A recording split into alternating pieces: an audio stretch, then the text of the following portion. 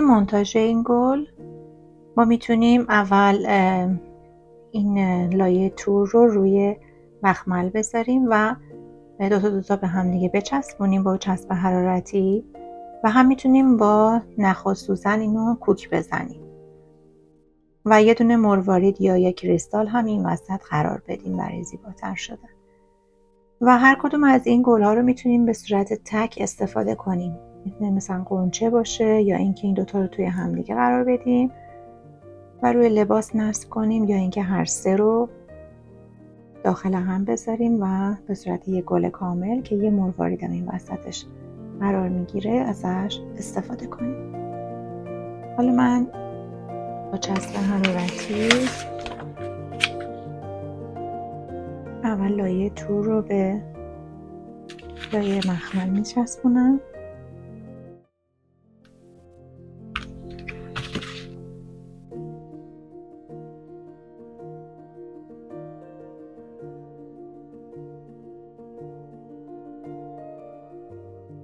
به این شکل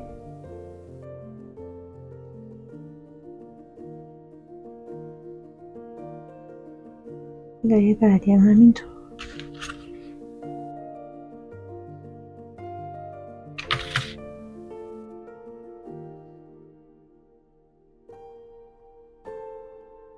خیلی کم باید چسب بزنیم چون تور خیلی نازکه و احتیاجی نداره به چسب زیاد.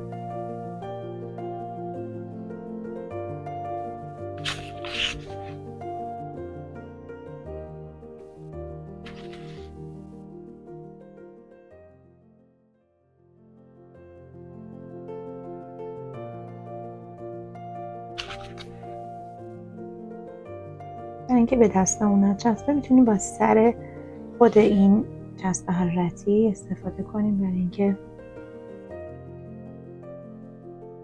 چسبونیم این قسمت وسط رو. خب حالا این قسمت سه قسمت رو به هم دیگه وصل کنیم.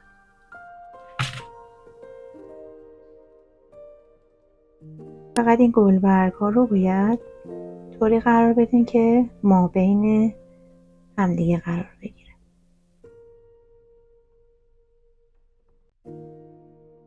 به این شکل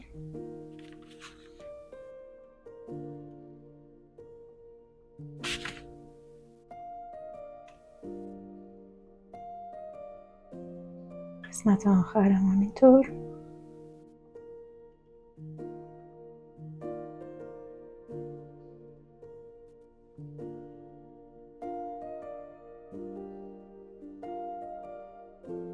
این گل میتونه همین شکل استفاده بشه یا اینکه یه دونه کریستال یا مروارید شما این قسمت وسط قرار بدید.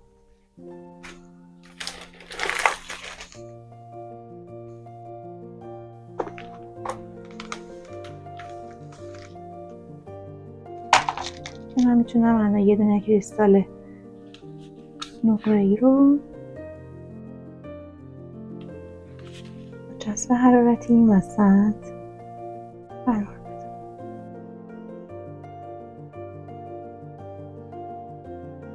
به این شکل.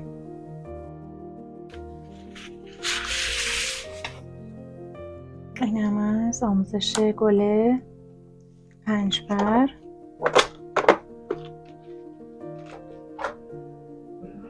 میتونید از این گل تعداد خیلی زیاد درست بکنید و به صورت یه رشته روی لباس، یقه لباس یا کت ازش استفاده بکنید. اگر خواستین که به اون صورت روی لباس کار کنید بهتره که این مروارید رو یا کریستال رو با نخ و سوزن کلا همه لایه ها رو با هم دیگه وصل کنید.